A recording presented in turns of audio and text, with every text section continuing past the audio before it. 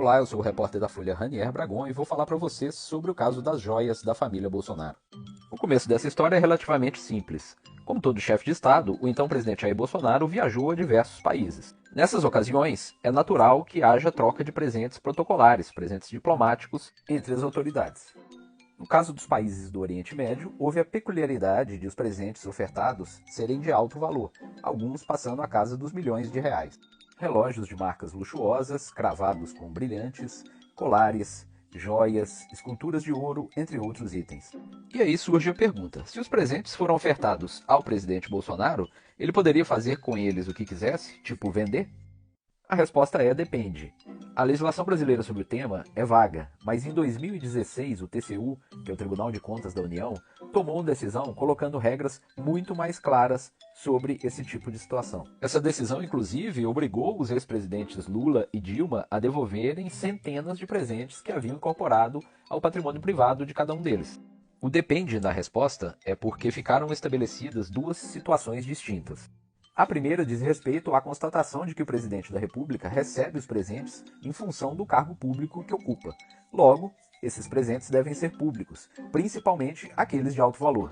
A segunda situação é aquela em que o presidente pode incorporar o presente ao seu patrimônio pessoal.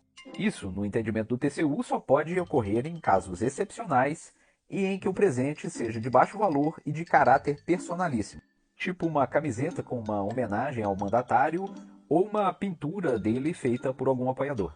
Uma investigação da Polícia Federal, porém, encontrou indícios de que, na gestão Bolsonaro, essas regras não foram seguidas. Essas apurações mostram que parte dos presentes foi incorporada aos escaninhos do patrimônio público e outra parte ficou no patrimônio privado do presidente, o que incluiu relógios de luxo e joias.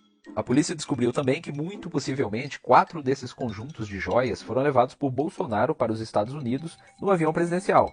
Isso ocorreu numa viagem feita em 30 de dezembro de 2022, ocasião em que Bolsonaro deixou o país para não ter que passar a faixa presidencial para Lula. A polícia encontrou indícios que, nos Estados Unidos, o ajudante de ordens de Bolsonaro, o tenente-coronel Mauro Cid, tentou vender as joias em lojas especializadas ou em leilão. As investigações mostram, inclusive, que após o TCU indicar que iria determinar a devolução dos presentes a um patrimônio público, houve uma operação sigilosa feita por auxiliares de Bolsonaro para recuperar um Rolex que havia sido vendido nos Estados Unidos.